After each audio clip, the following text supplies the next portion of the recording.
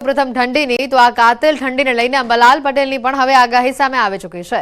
ઉત્તર ગુજરાતમાં તાપમાનનો પારો ગગડશે। 17 ડિસેમ્બરમાં ઉત્તર ગુજરાતમાં ઠંડી વધશે। મહેસાણા, સાબરકાંઠા, બનાસકાંઠામાં ઠંડી વધશે। પશ્ચિમ સૌરાષ્ટ્રમાં 10 ડિગ્રીથી નીચું તાપમાન રહી શકે છે। કાતિલ ઠંડી માટે મોટી આગાહી કરવામાં આવી છે। 23 ડિસેમ્બરથી ઠંડા પવનો ફૂંકાશે।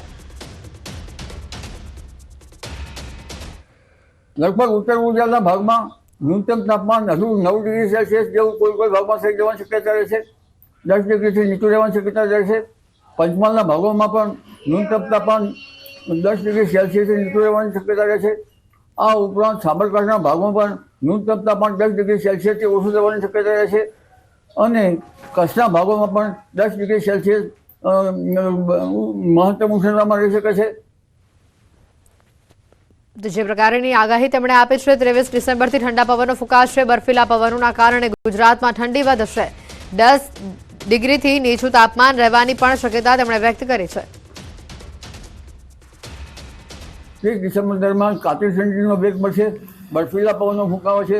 રાત્રોથી જબરી ઠંડી પડવાની શક્યતા છે અને ન્યૂનતમ તાપમાન 10 डिग्री સેલ્સિયસથી નીચું જવાની શક્યતા રહેશે। આ ઉપરાંત લગભગ બંગાળ ઉપસાગરના જે લો પ્રેશર બનવાનું છે અને તેના કંઈક ભેજના કારણે આ ઉપરાંત જે વેસ્ટર્ન ડિસ્ટર્બન્સ આવી રહ્યા છે। અંબાલાલની વરસાદની પણ આગાહી આવી છે। બંગાળના ઉપસાગરમાં લો પ્રેશર સિસ્ટમ સક્રિય થશે, જેના કારણે 16 થી 22 ડિસેમ્બરમાં આ સિસ્ટમ સક્રિય થયેલી જોવા મળશે। ઠંડા પવનોના કારણે વાદળછાયું વાતાવરણ પણ સર્જાશે। 13 ડિસેમ્બરથી વાદળછાયું વાતાવરણ જોવા મળશે। દક્ષિણ ગુજરાતમાં વરસાદ જોવા મળી શકે છે। એક બંગાળ ઉપસાગરમાં સિસ્ટમ બનવાની શક્યતા રહે છે અને આ સિસ્ટમના કારણે લગભગ દક્ષિણ પૂર્વીય ભાગોમાં વરસાદ થશે। કોઈ ભાગોમાં ભારે વરસાદ થવાની શક્યતા છે અને આ સિસ્ટમ દરમિયાન લગભગ દેશના ઉત્તરીય પર્વતીય પ્રદેશોમાં ડિસેમ્બરના લગભગ છેલ્લા સપ્તાહમાં એક મજબૂત પશ્ચિમ વિક્ષોભ આવવાની શક્યતા રહેશે। તો ઠંડીની જે રીતે અંબાલાલે આગાહી કરી છે, બંગાળના ઉપસાગરમાં લો પ્રેશર સિસ્ટમ સક્રિય થશે તેમ પણ તેઓ જણાવ્યું છે। ઠંડીની એક થપાટથી થરથર ધ્રુજી રહ્યું છે ગુજરાત। ઉત્તર ભારતમાં હિમવર્ષાની ગુજરાતમાં ભારે અસર જોવા મળી રહી છે। જમ્મુ કાશ્મીર, હિમાચલ પ્રદેશ, ઉત્તરાખંડ સહિતના વિસ્તારોમાં ભારે બરફવર્ષાના કારણે ગુજરાતમાં ગાત્રો થીજવતી ઠંડી હાલ પડી રહી છે। ઉત્તર ભારતમાં હિમવર્ષાના કારણે કાતિલ ઠંડીમાં જોરદાર વધારો થવાનો છે। ઉત્તરાખંડ, હિમાચલ પ્રદેશમાં હિમવર્ષા થઈ રહી છે। હિમાચલ પ્રદેશના પ્રવાસીઓની પસંદ કુલ્લુ અને મનાલીમાં હિમવર્ષા હાલ થઈ રહી છે અને જેના કારણે પ્રવાસીઓની સંખ્યામાં પણ જોરદાર વધારો થયો છે। જોકે વધારે બરફવર્ષાના કારણે કેટલાક રસ્તાઓ બંધ કરવામાં આવ્યા છે। હિમવર્ષાના કારણે ખૂબસૂરત નજારાઓ જોવા મળી રહ્યા છે। જ્યાં જુઓ ત્યાં બરફની ચાદર છવાયેલી જોવા મળી રહી છે। ઉત્તર ભારતમાં થઈ રહેલી બરફવર્ષાના કારણે દેશમાં ઠંડીનો ચમકારો વધી રહ્યો છે।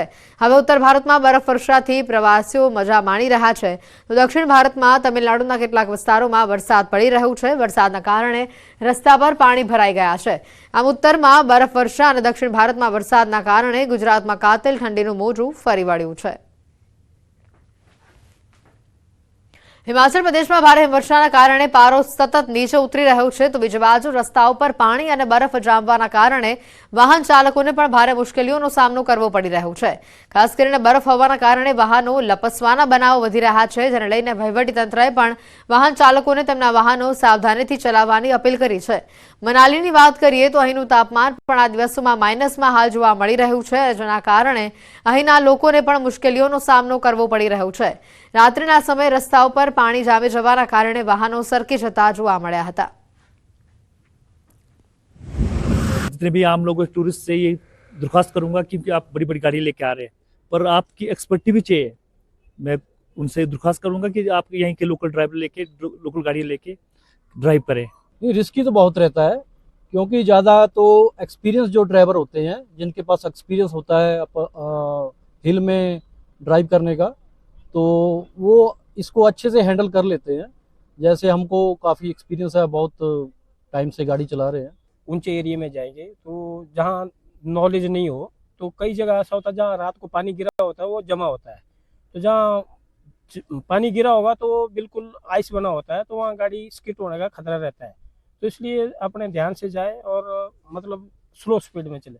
जो डे टाइम है उसमें ही ड्राइविंग सेफ रहती है। अदरवाइज हमारी काफ़ी आइस जम जाती है, ब्लैक आइस, इस पर स्किडिंग बहुत होती है। तो आप केयरफुली ड्राइव करें, और अगर आपका एक्सपीरियंस है तभी ड्राइव करें, और ज़्यादा अर्ली और लेट इन द डे नहीं ज़रूर निकले, मौसम का ध्यान रखते हुए ही निकले। પ્રદેશના લાહોલ ખીણમાં ફરી એકવાર હવામાન બદલાયું છે। શિમલા હવામાન વિભાગે લાહોલ સ્પીતિમાં હિમવર્ષાની આગાહી કરી છે, જેના કારણે તાપમાનમાં જબરદસ્ત ઘટાડો નોંધાઈ રહ્યો છે। ખીણનું તાપમાન -10 ડિગ્રી સેન્ટીગ્રેડથી નીચે પહોંચ્યું છે। ખીણમાં તાપમાનમાં ઘટાડો થવાના કારણે નદીઓ, નાળાઓ અને કુદરતી સ્ત્રોતો થીજી જવાની પ્રક્રિયા સામે આવી રહી છે। લાહોલ ખીણની મુખ્ય નદી ચંદ્રભાગા નદીનું પાણી પણ હવે જામવા લાગ્યું છે। ખીણમાં છેલ્લા 3 દિવસથી ચાલી રહેલા ખરાબ હવામાન અને તાપમાનમાં ભારે ઘટાડાથી સામાન્ય જનજીવન પ્રભાવિત થઈ રહ્યું છે। લોકોને પોતાના ઘરોમાં જ રહેવાની ફરજ પડી રહી છે। તે જ સમયે અટલ ટનલ રોહતાંગના ઉત્તર પોર્ટલથી મનાલી તરફ ઘણી જગ્યાઓ પર રસ્તો લપાસણો બન્યો છે। તો બીજી બાજુ જિલ્લા પ્રશાસને માત્ર એવા વાહનોને જ મંજૂરી આપી છે જેમાં 4x4ની સુવિધા હોય। पिछले दिनों लाहौल घाटी में हुई बर्फबारी के चलते तापमान में जबरदस्त गिरावट दर्ज की जा रही है। इस समय मैं चंद्रभागा नदी के तट पर खड़ा हूं, जहां पर आप देख सकते हैं जो किनारा है नदी का वो पूरी तरह से जम चुका है, और इसके साथ साथ जो अन्य घाटी के नदी नाले हैं और प्राकृतिक जल स्रोत हैं वो भी पूरी तरह से जम चुके हैं।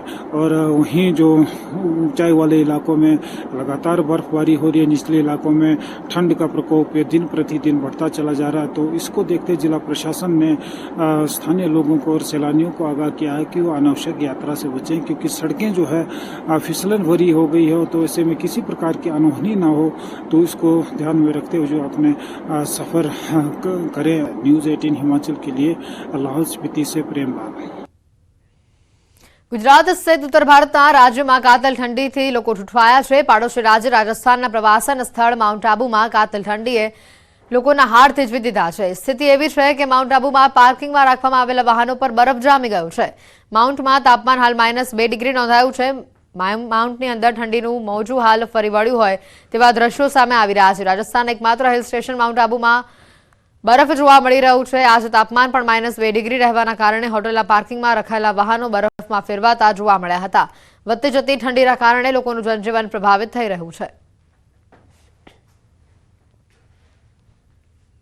આગળ વાત કરીએ અને સમાચારોની, તો મહેસાણાના નસબંધી કાંડમાં સૌથી મોટા સમાચાર સામે આવી રહ્યા છે। ફક્ત કાગળ પર થઈ ગયું નસબંધીનું ઓપરેશન।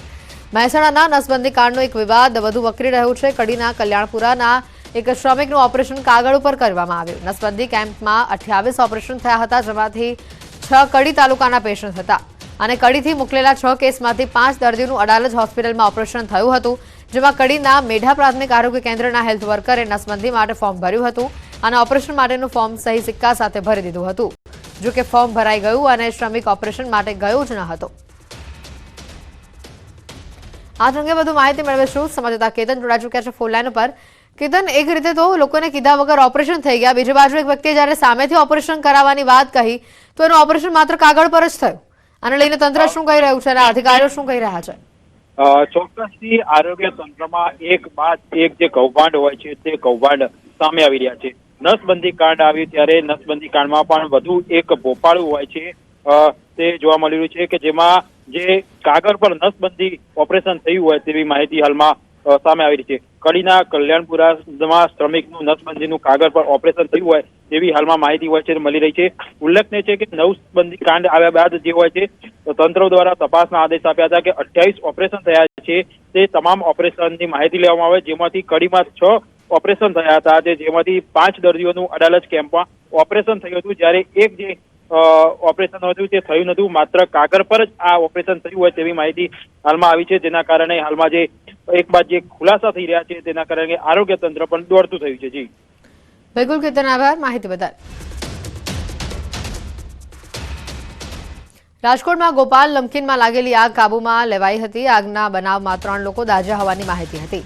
ભીષણ આગથી શેડ તૂટ્યો અને એક યુનિટ બળીને ખાખ થયું। મોડી રાત સુધી ફાયર વિભાગની ટીમે કામગીરી હાથ ધરી હતી। જામનગર, ગોંડલ, છાપર, વેરાવળ, રાજકોટના ફાયર ફાઈટર દ્વારા આગ બુઝાવવાની કામગીરી કરવામાં આવી હતી। ગઈકાલે બપોરે ભીષણ આગ લાગી હતી અને આગમાં લાખો રૂપિયાનો સામાન બળીને ખાખ થયો હતો। આગ પહેલા વેરહાઉસમાં લાગી હોવાનું સામે આવ્યું। ઇલેક્ટ્રિક મોટર સહિતની વસ્તુઓ વેરહાઉસમાં હોય છે। આગ લાગી ત્યારે મોટી સંખ્યામાં કર્મચારીઓ અંદર હતા। આગ કાબૂમાં આવી ગયા બાદ પણ કામગીરી યથાવત હોવાનું સામે આવ્યું હતું।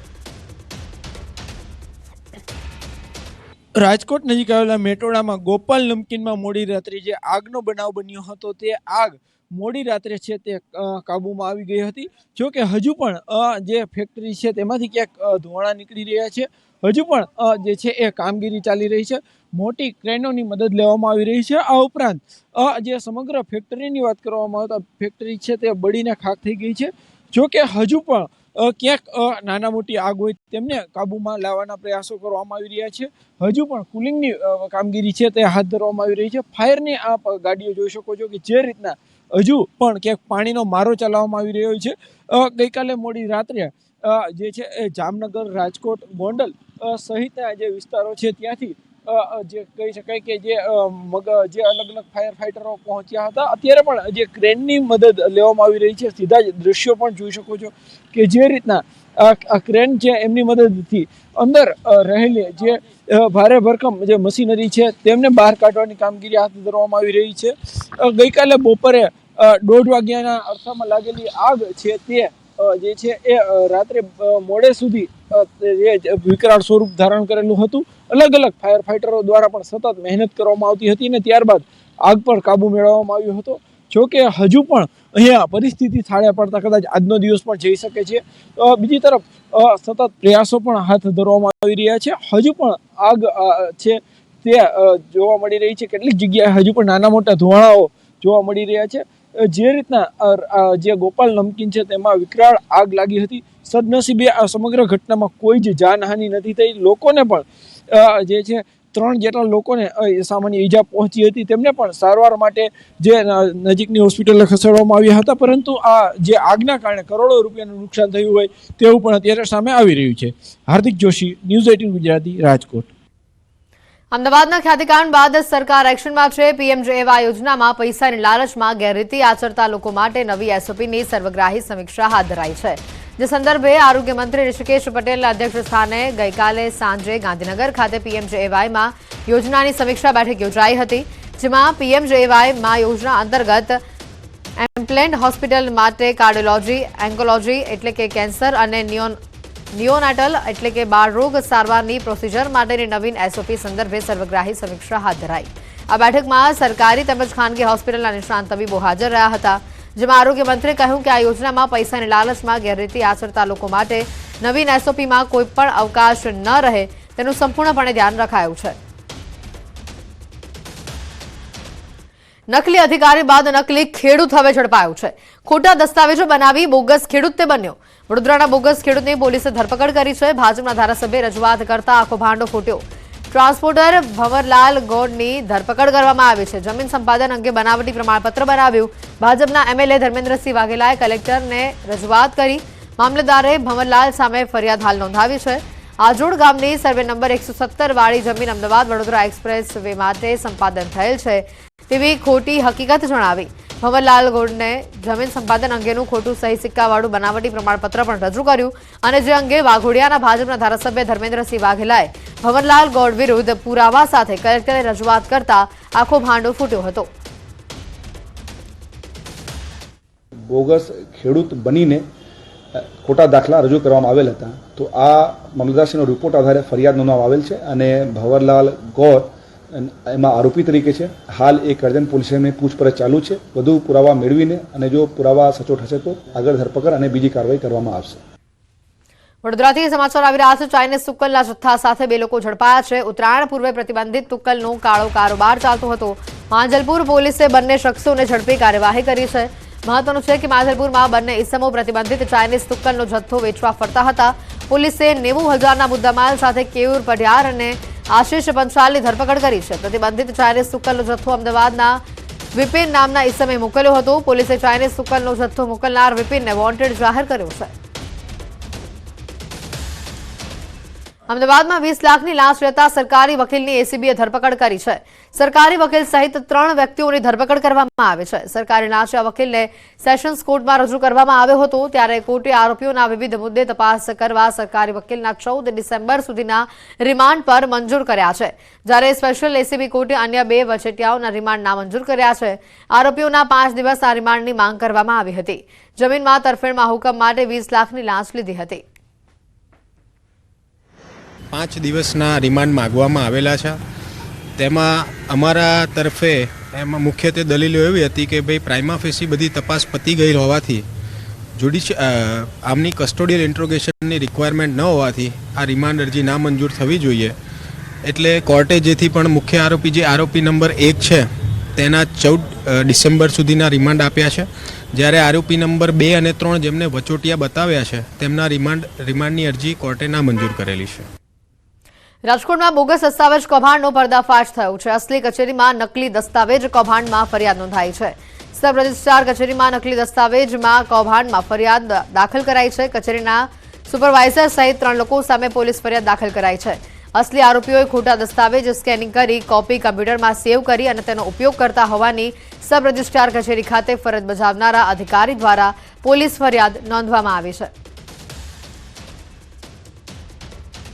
અમદાવાદ એએમસી રેવન્યુ કમિટીમાં લેવાયો છે મોટો નિર્ણય. હવે પ્રોપર્ટી ટેક્સ નહીં ભરો તો ઘરે ઢોલ નગારા વાગશે. આ ઉપરાંત નળ ગટર કનેક્શન પણ રહેણાંક વિસ્તારમાં કપાઈ જશે.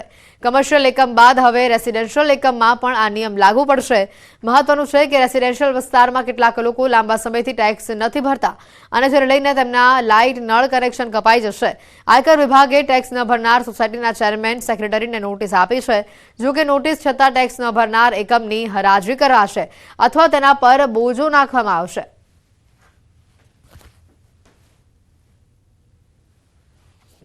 અમારી કમિટીએ નિર્ણય લીધો છે કે વારંવાર જે મિલકત ધારકો નોટિસ આપવા છતાંય એ નોટિસને ગણકારતા નહોતા અને કોર્પોરેશનને ક્યાંક ને ક્યાંક આવક ઓછી થતી હોય એવી સ્થિતિમાં આવી પ્રોપર્ટીની યાદી તૈયાર કરવામાં વખતો વખત આવે છે અને એ જ અનુસંધાને આવી કુલ મળીને 19 પ્રોપર્ટીને તારવવામાં આવી છે અને તેને અમે હરાજી માટે નક્કી કર્યું છે અને હરાજી કરવા જઈ રહ્યા છીએ. સમાચારોમાં હાલ રોકાઈશું એક બ્રેક માટે.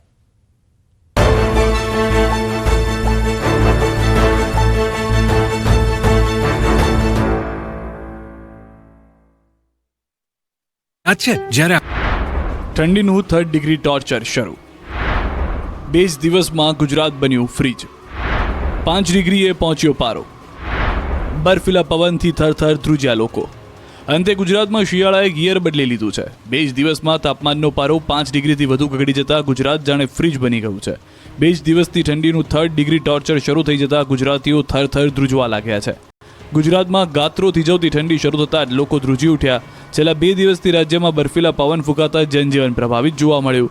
લોકો ઠંડીથી રક્ષણ મેળવવા માટે તાપણા અને ગરમ કપડાનો સહારો લેતા જોવા મળી રહ્યા છે. છેલ્લા 24 કલાક દરમિયાન રાજ્યમાં સિઝનનું સૌથી ઓછું 5 ડિગ્રી તાપમાન નલિયામાં નોંધાયું છે. તો બીજી તરફ સૌરાષ્ટ્રમાં કોલ્ડ વેવની શક્યતા વચ્ચે રાજકોટમાં પણ ઠંડીનો પારો ગગડતા સિઝનનું સૌથી ઓછું 9.7 ડિગ્રી તાપમાન નોંધાતા લોકો ઠૂઠવાયા હતા.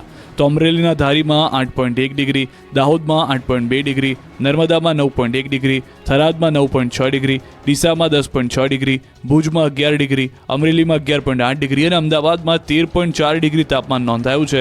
બીજી તરફ 10 થી 15 કિલોમીટરની ઝડપે બર્ફીલા પવન ફૂંકાતા અમદાવાદ સહિતના શહેરો હિલ સ્ટેશન બની ગયા છે. ઉત્તર ભારતમાં હિમવર્ષાના પગલે ઉત્તર ગુજરાતથી લઈને દક્ષિણ ગુજરાત સુધી ચારે તરફ તીવ્ર ઠંડીનું મોજું ફરી ગયું છે.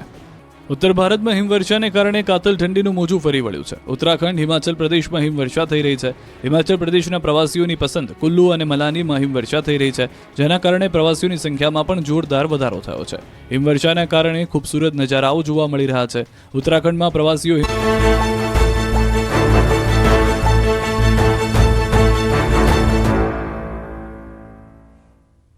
બ્રેક બાદ આપનું સ્વાગત છે. આગળ વાત કરીએ તો સુરતથી વિગતો આવી રહી છે. સુરતના પલસાણાના દસ્તાર બ્રિજ નજીક ગમખ્વાર અકસ્માત સર્જાયો. પૂર ઝડપે આવતા આઈસર ચાલકે મોટરસાયકલ ચાલકને અડફેટે લઈને 100 મીટર સુધી ખસેડ્યો હતો, જેમાં મોટરસાયકલ ચાલકનું ઘટના સ્થળ પર જ કમકમાટીભર્યું મોત થયું છે. આઈસર ચાલકે સ્ટીયરિંગ પરથી કાબુ ગુમાવતા અકસ્માત સર્જાયો હતો. અકસ્માત સર્જી આઈસર ચાલક ફરાર થયો છે. અકસ્માતના પગલે પલસાણા પોલીસે ઘટના સ્થળે પહોંચી તપાસ હાથ ધરી હતી. સુરતમાં ટ્રાફિકની સમસ્યા વધી રહી છે અને જે સમસ્યાનો ઉકેલ લાવવા સુરત ટ્રાફિક પોલીસ સતત કામ કરી રહી છે. શહેરના ઘણા એવા વિસ્તારો છે કે જેમાં રિક્ષા ચાલકો મન ફાવે તેમ રિક્ષા હંકારતા હોય છે અને રસ્તા વચ્ચે રિક્ષા ઉભી રાખી ટ્રાફિક કરી દેતા હોય છે. પેસેન્જર લેવાની લાઈનમાં રસ્તા વચ્ચે ટ્રાફિક ઉભો કરે છે અને જેથી આવા રિક્ષા ચાલકો સામે સુરત ટ્રાફિક પોલીસે લાલાક કરી છે. ટ્રાફિક પોલીસ દ્વારા આવા રિક્ષા ચાલકોની રિક્ષા લોક કરવામાં આવી રહી છે તેમજ ઓવરલોડ કરી રિક્ષા ચલાવતા રિક્ષા ચાલકોને દંડ ફટકારવામાં આવી રહ્યો છે. ઉધના દરવાજા, રેલવે સ્ટેશન, બસ સ્ટેશન તેમજ દક્ષેશ્વર 4 રસ્તા, કારગિલ 4 રસ્તા કે જ્યાં મોટા પ્રમાણમાં રિક્ષા ચાલકો ગમે ત્યાં રિક્ષા ઊભી રાખી દેતા હોય છે અને વધુ પ્રમાણમાં પેસેન્જરોને લઈ અને વહન કરતા હોય છે. તેમજ રિક્ષાની બંને આગળ જે ડ્રાઈવરની સીટની આગળ બંને બાજુએ પેસેન્જરો પણ બેસાડતા હોય છે. એવી રિક્ષાઓને આઈડેન્ટિફાઈ કરી અને જે ભયજનક રીતે ચલાવતા હોય એવા રિક્ષા ચાલકો વિરુદ્ધ અમે એફઆઈઆર દાખલ કરી રહ્યા છીએ. ટ્રાફિક નિયમોનો ભંગ કરી ઈ મેમો ન ભરનારા વાહન ચાલકો માટે માઠા સમાચાર સામે આવ્યા છે. જી હા, વડોદરા શહેર પોલીસ હવે વારંવાર ટ્રાફિક નિયમોના ભંગ કરી ઈ મેમો ન ભરનાર વાહન ચાલકોના લાયસન્સ રદ કરવાની કાર્યવાહી કરશે. 20થી વધુ ઈ મેમો ન ભરનારાઓને ડ્રાઇવિંગ લાયસન્સ રદ કરાશે. મહત્વનું છે કે વર્ષ 2018થી અત્યાર સુધીમાં ટ્રાફિક પોલીસે 16 લાખથી વધુ ઈ ચલણ જનરેટ કર્યા છે, પરંતુ તેમ છતાં મોટાભાગના વાહન ચાલકોએ આ ઈ મેમોની રકમ ભરી નથી. ત્યારે હાલમાં પ્રથમ તબક્કામાં વડોદરા શહેર ટ્રાફિક પોલીસે 100 વાહન ચાલકોની યાદી આરટીઓને મોકલીને તેમના લાયસન્સ રદ કરવા માટે જણાવ્યું છે. જો તમે વડોદરા શહેરના રસ્તા પર બેફામ રીતે વાહન હંકારવું અને ટ્રાફિકના નિયમોનું ઉલ્લંઘન કરવા માટે ટેવાયેલા છો તો સુધરી જજો, કારણ કે આવા જે વાહન ચાલકો છે તેમની સામે વડોદરા ટ્રાફિક પોલીસ જે છે તે હવે તવાઈ બોલાવવા જઈ રહી છે. ખાસ કરીને વાત કરીએ તો વર્ષ 2018થી અત્યાર સુધી લગભગ 16 લાખ ઈ ચલાન જે છે તે વડોદરા શહેર ટ્રાફિક પોલીસ દ્વારા જનરેટ કરવામાં આવ્યા હતા, પરંતુ જે બેજવાબદાર વાહન ચાલકો છે તેઓ જે ઈ ચલાન છે તે ભરતા નહોતા. ત્યારે એનો પણ જુગાડ જે છે તે વડોદરા શહેર ટ્રાફિક પોલીસે શોધી કાઢ્યો છે અને લગભગ રાજ્યમાં પ્રથમ વખત એવું કામ ટ્રાફિક પોલીસ કરવા જઈ રહી છે કે જે સાંભળીને તમને આશ્ચર્ય લાગશે. હવે જો કોઈ વાહન ચાલક જે છે તે ટ્રાફિકના નિયમોનું ઉલ્લંઘન કરશે તો એવા વાહન ચાલક સામે અત્યાર સુધી જે ટ્રાફિક પોલીસ છે તે ઈ મેમો આપતી હતી અથવા તો સ્થળ પર જ મેમો આપતી હતી, પરંતુ હવે એવા જે વાહન ચાલકો છે તેમની સામે જે કડક કાર્યવાહી કરવામાં આવશે અને તેમનું જે લાયસન્સ છે તે રદ થઈ જાય તેવા પ્રકારની કાર્યવાહી જે છે તે વડોદરા શહેર ટ્રાફિક પોલીસ દ્વારા આરટીઓની મદદથી કરવામાં આવનાર છે. અત્યારની પરિસ્થિતિની વાત કરીએ તો લગભગ 100 જેટલા વાહન ચાલકો એવા આઈડેન્ટિફાઈ કરવામાં આવ્યા છે કે જેમના દ્વારા 20થી વધારે જે છે ઈ ચાલાન ભરવામાં નથી આવ્યા અને તેઓ રૂટીન પ્રક્રિયા મુજબ જે છે તે ટ્રાફિકના નિયમો છે તેનો ભંગ કરતા હોય છે. ત્યારે આવા જે 100 જેટલા વાહન ચાલકો છે તેમના લાયસન્સ રદ કરવા માટેની જે અરજી જે છે તેમના નામ જોગ, સરનામા જોગ જે આરટીઓ છે તેને મોકલી આપવામાં આવી છે અને ટૂંક જ સમયમાં જે 100 વાહન ચાલક છે કે જેમને ટ્રાફિકના નિયમોની કોઈ પણ જાતની પડી નથી તેમના લાયસન્સ જે છે તે રદ થઈ જવાના છે. હાર્દિક દીક્ષિત, ન્યૂઝ 18 ગુજરાતી, વડોદરા. વારંવાર જે એમને વધુ ચલણ મળ્યા છે એનો મતલબ થાય છે કે વારંવાર એ લોકો ટ્રાફિક નિયમોનું ઉલ્લંઘન કરે છે. ટ્રાફિક નિયમોનું ઉલ્લંઘન કરીને આવી રીતે પોતાની જિંદગી તો નહીં પણ બીજાની સામેવાળાની જિંદગી પણ એ લોકો ભયમાં મૂકતા હોય છે.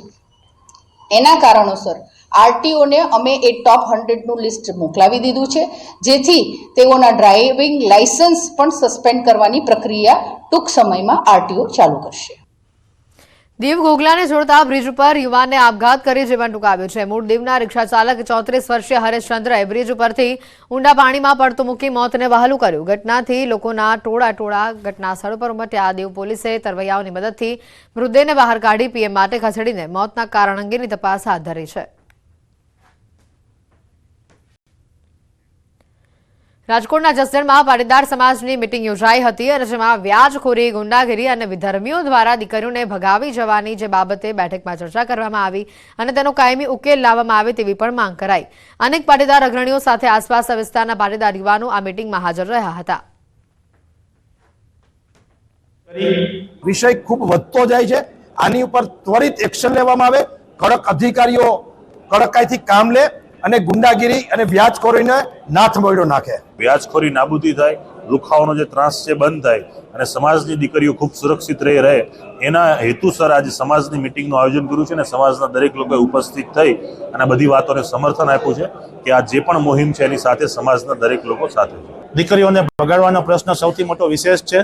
ત્યારે આ પ્રશ્નોમાં સરકાર તરફી પણ એક મેસેજ આપવાનો પ્રયાસ અહીંથી કરવામાં આવ્યો છે કે આ સમાજ અને દરેક સમાજ એવું ઈચ્છે છે કે આ બધામાંથી આ લોકોને રક્ષણ મળે. અમદાવાદ જિલ્લા વહીવટીતંત્ર દ્વારા ભારતીય નાગરિકતા પ્રમાણપત્ર એનાયત કેમ્પ યોજાયો હતો અને જેમાં ગૃહ રાજ્યમંત્રી હર્ષ સંઘવીના હસ્તે 56 પાકિસ્તાની લઘુમતી નાગરિકોને ભારતીય નાગરિકતા પ્રમાણપત્ર અપાયા હતા। આ અવસરે ગૃહ રાજ્યમંત્રીએ સંબોધન કહ્યું હતું કે તેમણે સૌને આવકારતા કહ્યું છે કે મુસ્કુરાइए क्योंकि अब आप सब भारत के नागरिक हैं। भारतનો કાયદો મજબૂત છે। કાર્યક્રમમાં ભારતીય નાગરિકતા મેળવનાર અને વ્યવસાય ડોક્ટર એવા ઈશા કુમારીએ જણાવ્યું હતું કે આજથી હું એક પ્રાઉડ ભારતીય ડોક્ટર છું। મને આ સન્માન મળવાની ખુશી છે અને દેશ પ્રત્યેના મારા દાયિત્વને હું પ્રામાણિકપણે નિભાવીશ। આ મહાન ભારત દેશના આ 56 લોકો નાગરિક બન્યા છે, એમાંની એક દીકરી જે આપણી સૌની સામે અહીંયા ઊભી હતી। જન્મ એનો પાकिस्ताનમાં થાય છે અને ડોક્ટર એ ભારતમાં બની શકે છે, એ દેશની માંગ છે, મોટી ઓળખતા મોટી। तो इसमें कुछ लिमिटेशंस थी, मतलब कहीं तुम मूव नहीं कर सकते थे, आने जाने में पूरा प्रोसेस करना पड़ता था। जैसे कि मैंने जो मेरी ग्रेजुएशन करी थी वो अजमेर से करी थी, तो वहाँ जब भी मेरे को आना जाना रहता था या इधर, तो मेरे को एंट्री एग्जिट का एक प्रॉपर प्रोसीजर फॉलो करके आना पड़ता था, जो कि अब वो कुछ भी नहीं है क्योंकि सर्टिफिकेट मिल गया तो थ्रू आउट मैं कहीं भी जा सकती हूँ बिना किसी प्रोसेस के। तो डेफिनेटली फ्री फील होगा और खुशी तो बिल्कुल है ही से। हम आए थे लॉन्ग टर्म वीज़ा के थ्रू आए थे और उसमें क्या हर 2 इयर्स का रिन्यूअल प्रोसेस रहता है और पूरी फैमिली का साथ ही था, तो 2013 में साथ ही आए थे फिर। और फिर उसमें ऐसा है कि पहले पेरेंट्स को मिलती है आफ्टर 7 इयर्स, और जब वो उनका हो जाता है तो फिर आप उनके बच्चे भी अप्लाई कर सकते हैं। ऐसे उनका प्रोसेस था।